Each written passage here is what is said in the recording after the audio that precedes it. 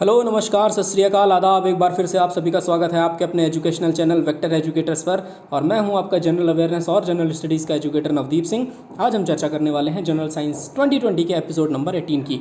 बिना टाइम को वेस्ट किए जल्दी से पहुंचते हैं पहले क्वेश्चन पर कि वायरस से निम्नलिखित में से कौन सी बीमारी होती है, और इसका सही आंसर है पोलियो। पोलियो के वायरस का नाम ही पोलियो वायरस है, ये भी याद रखिएगा। दूसरा इसमें मलेरिया ऑप्शन है। प्लाज्मोडियम पैरासाइट यानी प्रोटोजोआ से फैलने वाली बीमारी है ये। तो मलेरिया फैलती है प्रोटोजोआ से। बोर्डेटला पेर्टुसिस ये जो बैक्टीरिया है, इससे वूपिंग कफ यानी कि काली खांसी होती है। और रिंग वॉर्म जो दाद है, दाद फैलता है फंगस की वजह से, इसे फंजाई कहते हैं, फंगस की वजह से।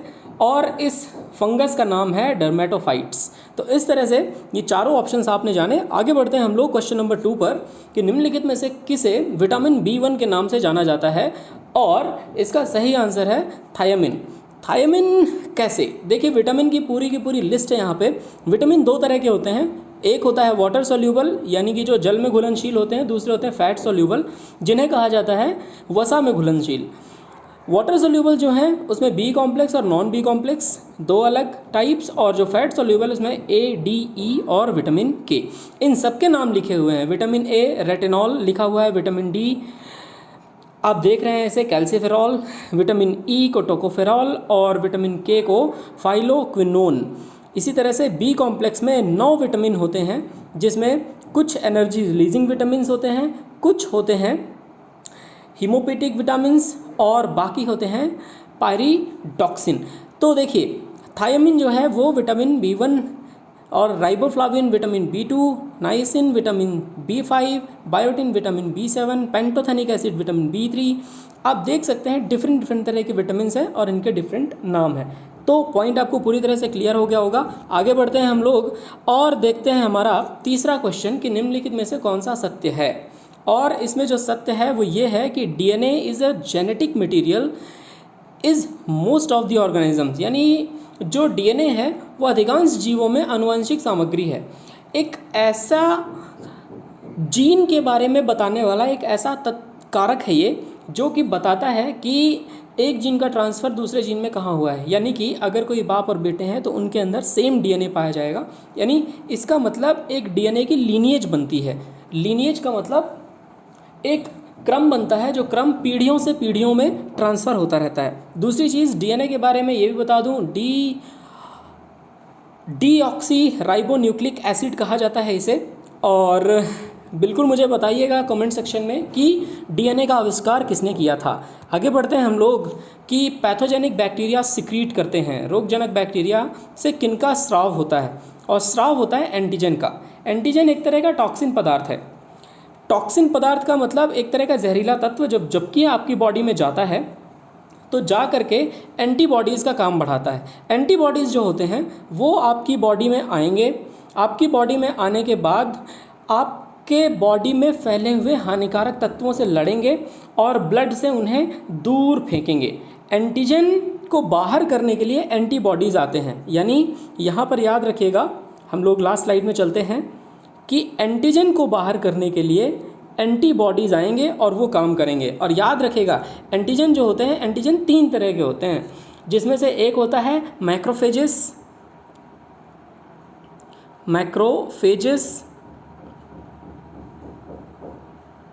दूसरा होता है जिसे कहा जाता है डेंड्रिटिक सेल्स, और तीसरा होता है जिन्हें कहा जाता है बी सेल्स। तो ये याद रखिएगा, 3 तरह के एंटीजेंस होते हैं। आगे बढ़े हम लोग और बढ़ करके पहुंचते हैं अगले क्वेश्चन में कि who amongst the following was awarded Nobel prize for path breaking contributions to develop treatment against Parkinson's disease. याद रखिएगा कि इनमें से कौन था ऐसा जिसे पार्किंसंस रोग के खिलाफ उपचार विकसित करने के लिए नोबेल पुरस्कार से सम्मानित किया गया था। और इसका सही आंसर है आर्विद कर्लसन। आर्विद कर्लसन जो थे ये पार्किंसंस डिसीज़, जिसे पैरालिसिस के नाम से भी जाना जाता है, हिंदी में लकवा कहते हैं, स्वीडन के रहने वाले थे। और इन्होंने पार्किंसंस डिसीज़ को ख़त्म करने के लिए एक बहुत ही अच्छे ड्रग को उसका एक एंटीबॉडी के रूप में बनाया था, और उसे कहा जाता है डोपामाइन जो है, डोपामाइन एक तरह का ऐसा तत्व इन्होंने बनाया था जिसका काम है कि वो पार्किंसंस डिसीज़ में बहुत ही इफ़ेक्टिवली काम करे। आगे बढ़ते हैं हम लोग, और यहाँ पर आप देख सकते हो ये जो फ़ोटो है, ये फ़ोटो है अरविंद कार्लसन साहब की। और आगे बढ़ करके हम लोग डिस्कस कर रहे हैं हमारा अगला क्वेश्चन कि निम्नलिखित में से कौन सा खाद्य पदार्थ लोहे का अच्छा स्रोत है। अब राइस आप लोग जानते हैं, इसका सही आंसर है एप्पल। एप्पल अच्छा स्रोत है। राइस तो आप लोग जानते हैं कार्बोहाइड्रेट होता है। दालों में आप जानते हैं प्रोटीन पाया जाता है। ऑरेंज जो होता है ये विटामिन सी का बहुत अच्छा स्रोत होता है। इस तरह से आप समझ गए कि एप्पल आयरन का बहुत अच्छा स्रोत होता है। हालांकि सिर्फ एप्पल में आयरन ही नहीं होता, और भी बहुत सारी चीज़ें पाई जाती हैं, लेकिन जो जिस चीज़ के लिए मेनली जाना जाता है उसकी बात कर रहे हैं हम लोग। आगे बढ़ करके डिस्कस करते हैं कि हु डिस्कवर्ड कॉलरा जम्स, हैजा रोगाणु की खोज किसने की। और हैजा रोगाणु की खोज की थी रॉबर्ट कोच साहब ने। रॉबर्ट कोच साहब जो थे ये जर्मन फिजिशियन और माइक्रोबायोलॉजिस्ट थे। टीबी और कॉलरा के विषय में बहुत ज़्यादा रिसर्च करने के लिए इनका महत्वपूर्ण योगदान माना जाता है। इन्हें फिजियोलॉजी में 1905 यानी 1905 में सम्मानित किया गया था नोबेल प्राइज़ से। तो होप आपको ये पॉइंट क्लियर हो गया होगा। आगे बढ़ते हैं हम लोग। ये फ़ोटो आप देख सकते हैं, ये फ़ोटो रॉबर्ट कोच साहब की है। आगे बढ़ करके हम लोग डिस्कस करते हैं कि स्वीटेक्स जो यूज़ किया जाता है डायबिटिक पेशेंट द्वारा, उसमें कितना एनर्जी होती है, यानी कि मधुमेह रोगियों द्वारा उपयोग की जाने वाली मिठास में ऊर्जा की मात्रा कितनी होती है। और इसका सही आंसर है 0 कैलोरी। 0 कैलोरी उसमें एनर्जी होती है, ताकि वो जा करके बॉडी में नुकसान ना करे। अगला जो क्वेश्चन है वो ये कि the element which is the most abundant in the human body is, वह तत्व जो मानव शरीर में सबसे प्रचुर मात्रा में है। तो ऐसा कौन सा तत्व है जो मानव शरीर में प्रचुर मात्रा में है, वो है ऑक्सीजन। आप देख सकते हैं परसेंटेज वाइज अगर देखना शुरू करें तो मानव शरीर में लगभग 65% तो ऑक्सीजन है, उसके बाद 18.5% कार्बन, 9.5% हाइड्रोजन, फिर नाइट्रोजन, और इस तरह से सो ऑन। सबसे कम जो है मैग्नीशियम का परसेंटेज आपको 0.1 दिख रहा है, और इससे भी कम में बहुत सारी चीज़ें मौजूद हैं जिनको आप देख सकते हो। सपोज बोरॉन है, क्रोमियम है, कोबाल्ट है, कॉपर है, फ्लोरीन है, आयोडीन है, ये सब कुछ। आगे बढ़े हम लोग और बढ़ करके डिस्कस करते हैं हमारा अगला क्वेश्चन कि oxygen liberated during photosynthesis is coming from, यानी प्रकाश संश्लेषण के दौरान जो मुक्त हो रही ऑक्सीजन है वो कहाँ से आती है। और इसका सही आंसर है वाटर से, पानी से। कैसे, देखिए यहाँ पे आप देख सकते हो फोटोसिंथेसिस की इक्वेशन है जो आपके सामने है। प्रकाश संश्लेषण की अभिक्रिया का जो समीकरण है वो आपके सामने रखा हुआ है। कार्बन डाइऑक्साइड और पानी की मौजूदगी में जब सूर्य का प्रकाश और क्लोरोफिल मिलता है तो फोटोसिंथेसिस होता है। उसके बाद ग्लूकोज रिलीज होता है और ऑक्सीजन रिलीज होता है। अब यहाँ पर आप सिंपली देख सकते हैं कि कार्बन डाइऑक्साइड के 6 मॉलिक्यूल्स ये सीधे जा करके कन्वर्ट किस में हो रहे हैं, यहाँ पे ऑक्सीजन के 12 हैं और यहाँ पे कार्बन के 6 हैं, तो ये तो ग्लूकोज ही बना रहे हैं। अब बाकी जो अगला ऑक्सीजन अलग से बचता है वो ऑक्सीजन बचता है ऑक्सीजन के साथ जो 6 पानी के कण हैं, मतलब पानी के कणों में जो ऑक्सीजन के 6 एटम्स हैं वो जाकर के यहाँ पे रिलीज़ होते हैं। आगे बढ़ते हैं हम लोग और डिस्कस करते हैं हमारा अगला क्वेश्चन। लेकिन उसके पहले ये भी देख लीजिए कि एक प्लांट में रूट की तरफ से एब्जॉर्प्शन ऑफ वाटर, यानी कि पानी लिया जाता है और पानी लेने के बाद फिर वो जा करके एंड फाइनली पत्तियों में जब सूर्य के प्रकाश पड़ते हैं ऊपर से, तो सूर्य के प्रकाश पड़ने की वजह से और उसमें कार्बन डाइऑक्साइड का इंटेक लिया जाता है, ऑक्सीजन छोड़ा जाता है। ये एक पूरा एक प्रोसेस है जिसे आप लोग फोटोसिंथेसिस में बचपन से पढ़ते आ रहे हैं। The instrument that measures and records the relative humidity of air is, वह उपकरण जो वायु की सापेक्षिक आर्द्रता को मापता है और रिकॉर्ड करता है वो क्या है। और इसका सही आंसर है hygrometer. Number 2 is the right answer.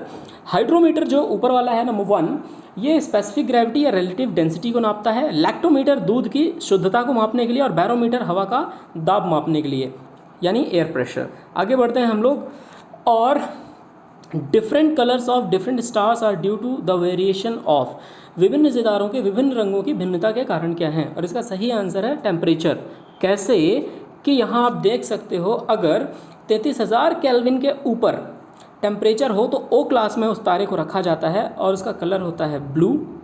इसी तरह से ये रेंज आप देखते जाओ OBAFGKM, और सबसे नीचे जो है 2000 से 3700 केल्विन के बीच में जो तारा होगा उसका कलर होगा रेड। आगे ये भी देख सकते हो आप कि जो सीक्वेंस है वो सीक्वेंस कैसा है।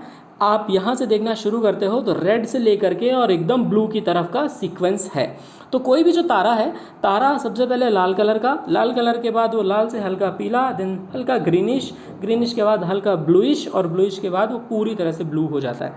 तो ये पॉइंट आपको क्लियर हो गया होगा। आगे बढ़ते हैं हम लोग, डिस्कस करते हैं कि वूलन क्लॉथ्स बॉडी को गर्म क्यों रखते हैं, ऊनी कपड़े शरीर को गर्म क्यों रखते हैं। और इसका सही आंसर है कि wool is a bad conductor, ऊन एक कुचालक है।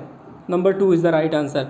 क्यों, वो भी बता देता हूँ। क्योंकि जब भी आप कोई भी वूल यानी ऊन का कपड़ा पहनते हो या ऊन का कपड़ा ओढ़ के बैठ जाते हो, आपके बॉडी के बीच में एक तरह की लेयर बन जाती है बाहर के एटमॉस्फेयर के और आपके बॉडी के बीच में। यानी कि जब आप नॉर्मली बैठे हुए होते हो उस टाइम पे आपकी बॉडी से स्वेट निकलता है, पसीना निकलता है, बाहर से हवा लगती है, तो वो हवा आपके पसीने की वजह से आपकी बॉडी को ठंडक महसूस करवाती है। लेकिन अगर आपने ऊनी कपड़े पहन लिए तो आपकी बॉडी के अंदर जो टेम्परेचर है उसे बाहर की हवा कहीं पर ट्रांसफ़र कर ही नहीं पाएगी। तो जो बेसिकली कन्वेक्शन की प्रोसेस है वो कन्वेक्शन की प्रोसेस होती नहीं है, संवहन नहीं हो पाता टेम्परेचर का। और इसीलिए ये कारण है कि ऊन के कपड़े पहनने पर गर्मी लगती है गर्मियों में और आराम लगता है सर्दियों में। आगे बढ़ते हैं हम लोग और डिस्कस करते हैं क्वेश्चन नंबर 14 को। If the length of a simple pendulum is half then its period of oscillation. यदि एक साधारण पेंडुलम की लंबाई आधी कर दी जाए तो इसके दोलन की अवधि क्या होगी। और दोलन की अवधि डिक्रीज़ होगी। एक बात तो मैं बता देता हूँ आपको, and how will it decrease ये भी बता दूँ। देखिए, कोई भी पेंडुलम जो होता है उस पेंडुलम के दोलन की अवधि होती है, इसे लिखा जाता है एक इक्वेशन से, T = 2 पाई L/G। यानी यहाँ पर पाई की वैल्यू तो आप जानते हो 22/7। लेंथ जो है, लेंथ ये पेंडुलम की है, और G acceleration due to gravity यानी गुरुत्वीय त्वरण, जिसकी वैल्यू होती है यूनिवर्सल 9.8 मीटर पर सेकेंड स्क्वायर। अब आप यहीं पर देख सकते हैं आप एग्जाम्पल के तौर पे कि अगर यहाँ पे एक बार L की वैल्यू आप रख करके देखें 98 और एक बार रख करके देखें 196। अगर आप सपोज़, मैं आपको एक एग्जांपल के तौर पे बता रहा हूँ कि 98 मीटर और 196 मीटर, ये कैलकुलेशन को इजी करने के लिए मैंने लिखा हुआ है। अगर आप इसी इक्वेशन में ये वैल्यू रख करके देखोगे तो वैल्यू में यहाँ पर t की वैल्यू जो आने वाली है वो होगी 19.84 और यहाँ पर t की जो वैल्यू आने वाली है वो होगी 28.07। यानी 19 और 28 के बीच में फैक्टर का ही डिफरेंस है। यानी वहाँ पे जो डिफरेंस है वो सिर्फ 9 का डिफरेंस है। इसका मतलब ये होता है कि इसके दोलन की अवधि डिक्रीज बाय अ फैक्टर, यानी 4th will be the right answer. आगे बढ़े हम लोग और डिस्कस करते हैं नंबर 15 क्वेश्चन को कि धुंध किसके कारण होता है। मिस्ट, और मिस्ट होता है water vapour at low temperature की वजह से। ये जो इसका आंसर है number 3 is the right answer. और मैं आपको बता देता हूँ कि जो भी धुंध होती है वो धुंध के कंडीशन में जो वाटर वेपर्स हैं वो पृथ्वी की सतह पर टेम्परेचर कम होने के कारण इतना नज़दीक आ जाते हैं कि वो ऊपर की तरफ जाते ही नहीं, और ऊपर नहीं जाते, इसकी वजह से आपको बादल जैसा पृथ्वी की सतह पर ही दिखता है और वो धुंध कहलाता है। आगे बढ़े हम लोग और डिस्कस करते हैं कि while catching a ball a player pulls down his hands to lower the.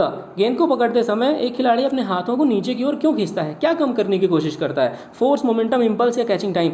तो इसका आंसर मैं आपको बता देता हूँ, ये कम करने की कोशिश करता है रेट ऑफ मोमेंटम। याद रखिएगा, मोमेंटम का रेट कम करने की कोशिश करता है। तो second is the right answer. होता क्या है कि जितना मास उस बॉल का है और जितनी वेलोसिटी के साथ वो आ रही है, ये बताता है कि उसका मोमेंटम कितना है। यानी द्रव्यमान गुणे वेग बराबर मोमेंटम। मोमेंटम को यहाँ पर गति लिखा हुआ है, यहाँ पर आप इसे समझ सकते हो, ये संवेग है। ठीक, तो संवेग बराबर होता है द्रव्यमान गुणे वेग। अब जब भी आप सीधे सीधे हाथों में बॉल को सीधे पकड़ लोगे तो उस टाइम पे होगा क्या कि जो इम्पैक्ट होगा बहुत ज़्यादा होगा। तो आप उस रेट को घटाने के लिए हाथ पीछे की ओर खींचते हो तो टाइम बढ़ जाता है। टाइम बढ़ता है तो मोमेंटम जो है, मोमेंटम अपने आप घट जाता है। जैसे एक ट्रक की बात करें, एक ट्रक है, वो ट्रक अगर खूब स्पीड में जा रहा है और वो भरा हुआ है तो उसे ब्रेक लगा कर रोकने में काफ़ी टाइम लगेगा, और वही खाली है तो उसे ब्रेक लगा करके रोकने में कम टाइम लगेगा। इसका मतलब यही होता है कि आप देखो टाइम का काफ़ी यहाँ पर फ़र्क पड़ता है, इसलिए गेंद को पकड़ते समय लोग हाथ को पीछे की तरफ खींचते हैं। आगे बढ़ें और क्वेश्चन नंबर 17 को डिस्कस करें कि when a barometer reading suddenly recedes it indicates that climate. जब बैरोमीटर पढ़ने के दौरान अचानक कभी कमी आती है तो ये किस तरह की जलवायु को इंगित करता है, और इसका सही जो मतलब है वो एक्सट्रीमली स्टॉमी, बेहद तूफ़ानी जलवायु होने वाली है। उसके पीछे भी कारण बता देता हूँ। अचानक से जब दाब घटता है, दाब का मतलब प्रेशर से कह रहा हूँ, अचानक से जब प्रेशर घटता है तो प्रेशर घटने के समय पर जो हवा है, हवा आ रही होती है कहाँ से, कहीं ना कहीं से आ रही होती है, और वो कम प्रेशर वाले जगह को भरने की कोशिश करती है। जैसा कि मैंने आपको साइक्लोन में एक बार बताया हुआ था, लास्ट जीएस के आप एपिसोड्स देखोगे तो वहाँ पे आपको देखने में मिलेगा। अब होता क्या है कि जब अचानक से वहाँ पे प्रेशर जब कम होता है तो कहीं ना कहीं से हवा आएगी, और वो बहुत तेज़ी से आएगी उसको भरने के लिए। इसका मतलब ये है कि बेहद तूफ़ानी मौसम हो जाएगा। तो आपको पता है तेज़ी से हवा चलती है तो तूफ़ान आता है। आगे बढ़ते हैं कि cement is made hard with. Cement को कठोर बनाया जाता है कैसे? Hydration and dissociation of water. याद रखिएगा, इसका सही आंसर है कैसे। एक्चुअली जो सीमेंट होता है, सीमेंट में केमिकल रिएक्शन होता है, उसमें रासायनिक अभिक्रिया होती है। एनहाइड्रस सीमेंट पाउडर जो होगा, जिसमें पानी बिल्कुल नहीं होता पहले सीमेंट के पाउडर में, जैसे इसको पानी के साथ मिक्स किया जाता है ये तुरंत उसे हाइड्रेट कर देता है, और हाइड्रेट करने के बाद पत्थर बना देता है, मतलब वो पानी में दोबारा नहीं घुल सकता। तो जल का जलयोजन यानी जल को मिलाना एंड देन उसके बाद डिसोसिएट कर देना, ये कहलाता है कंप्लीटली सीमेंट को कठोर बना देना। इसीलिए बिल्डिंग्स बनाना पॉसिबल हो पाता है। आगे बढ़ते हैं कि what happens when a chemical bond is formed. जब रासायनिक बंधन बनता है तो क्या होता है? रासायनिक बंध जब भी बनता है तो वहाँ पे बॉन्ड एनर्जी रिलीज़ होती है। तो याद रखिएगा आप कि एक जो बॉन्ड एनर्जी है वहाँ पे वो बॉन्ड एनर्जी रिलीज़ होगी, और बॉन्ड एनर्जी के रिलीज़ होने के बाद बेसिकली जब सपोज़ एक एग्जांपल के तौर पर बताते हैं आपको कि जब बॉन्ड एनर्जी रिलीज़ होती है उस टाइम पे जो बॉन्ड है वो बॉन्ड बहुत ही ज़्यादा टफ बनता है। टफ मतलब कि उसे तोड़ना मुमकिन नहीं। सपोज़ एक कोई एसिड है, जिस एसिड के साथ कोई एक बेसिक चीज़ रिएक्ट करके एक बॉन्ड बनाती है, यानी कि किसी अम्लीय चीज़ के साथ कोई क्षारीय चीज़ रिएक्ट करके बॉन्ड बनाएगी, तो वहाँ पर बॉन्ड एनर्जी बहुत ज़्यादा आएगी। और वो बॉन्ड एनर्जी जो होती है वो कभी कभी आपको पता है कि जब बॉन्ड बनते हैं तो वो वहाँ पे एंडोथर्मिक या एक्सोथर्मिक भी हो सकते हैं। दैट इंडिकेट्स कि the energy is always released. तो आगे बढ़ते हैं हम लोग और डिस्कस करते हैं क्वेश्चन नंबर 20 को। Which among the following is a carbohydrate. निम्नलिखित में से कौन सा एक कार्बोहाइड्रेट है? और इसका सही आंसर है केन शुगर। आपको पता है गन्ना की चीनी एक तरह का कार्बोहाइड्रेट है, बाकी नाइलॉन वगैरह तो पॉलीमर है। तो आगे बढ़े, सबसे पहले आपको डिटेल्स डिस्कस कर देता हूँ। फेसबुक पे आप मुझे यहाँ पे और इंस्टाग्राम और ट्विटर पे यहाँ पे फॉलो कर सकते हैं एंड कनेक्ट कर सकते हैं मुझसे। जय हिंद, थैंक यू, और मिलते हैं आपसे अगले एपिसोड में।